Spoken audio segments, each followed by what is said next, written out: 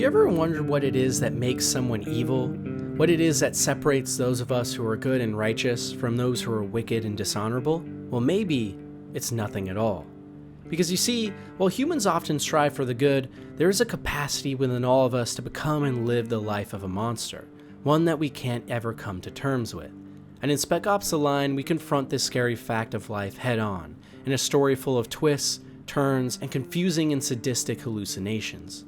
Based somewhat on the famous novel The Heart of Darkness by Joseph Conrad, Spec Ops: The Line tells the story of a band of 3 covert operatives that are sent into Dubai after a massive sandstorm has obliterated the region, evacuating the entire city and casting the remaining survivors into all-out war and death. Early on in the game, we discovered that a large regiment of United States soldiers called the 33rd Battalion had originally infiltrated the city, denying direct orders from the United States government to leave, instead opting to go in and help the remaining survivors.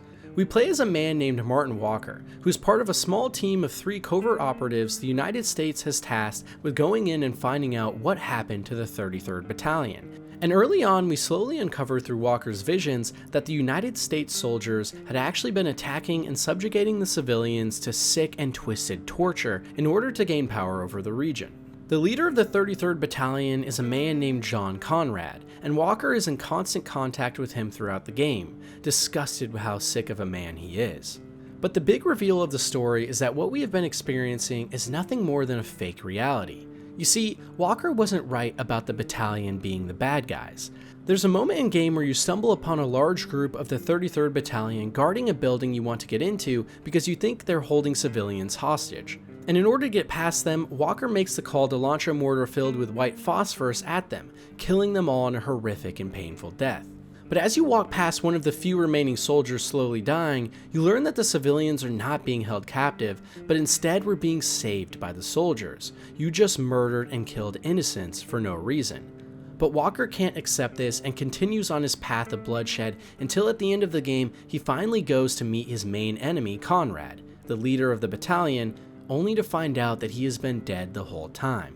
What you just experienced, the entire game almost, is nothing but a man reliving the sick and twisted hell in his mind that he's created for himself, after the unbelievably heinous acts he has committed and struggled to come to terms with. It's why throughout the game we can see strange visions, like light posts that are normal, only for a few seconds later to be filled with dead and hanged civilians that never existed, or murals of death and despair all over the city that make no sense. Walker was a man with good intentions, but out of his own ignorance and mistakes, committed acts that would only be befitting of the most evil of people. And it's because of this that Walker in many ways began to lose his mind and succumb to the darkness within himself, within all of us.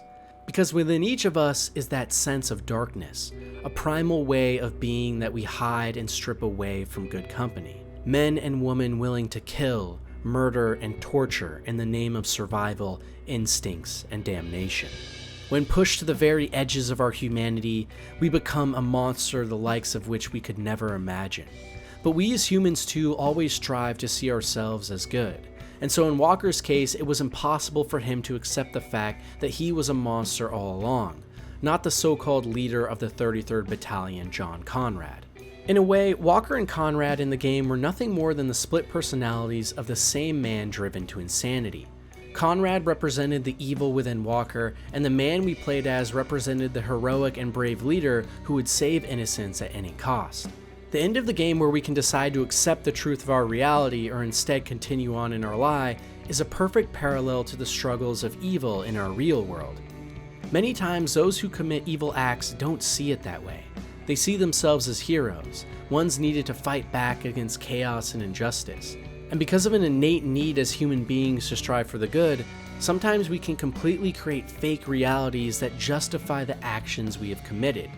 It's horrifying to come to terms with the fact that we all have the capacity to be monsters, to be the evil with which we strive to rid the world of. And maybe the scariest part of all is that throughout history we have seen what this evil can do. Soldiers coming back from war with PTSD, killers refusing to accept the truth of who they are, or simply rejecting their humanity entirely. There's a hell within all of us that, should we let it, can become our prison. And it's only by accepting our capacity for bad that we can relish our equally beautiful capacity for good. Maybe the most powerful moment in this entire game isn't the ending or the realization that everything we just lived was a lie from a truly evil man convincing himself he's the hero. The most powerful moment actually comes from one of the loading screens you get in-game if you die and reload that simply says, "To kill for yourself is murder, to kill for your government is heroic, to kill for entertainment is harmless." We often don't think about the murder and heinous acts we commit in games like Spec Ops: The Line. But if anything, they are just an indication of our capacity and desire for evil, even if it's just in small part. And only by fighting against this side of ourselves and admitting it exists can we make sure we never fall into the depths of our own minds, the deepest stage of hell that Dante's Inferno forgot about. If you want to be a truly positive force in the world, part of that comes from your own capacity to realize your propensity and ability for evil too. That way you never get lost in your own hell.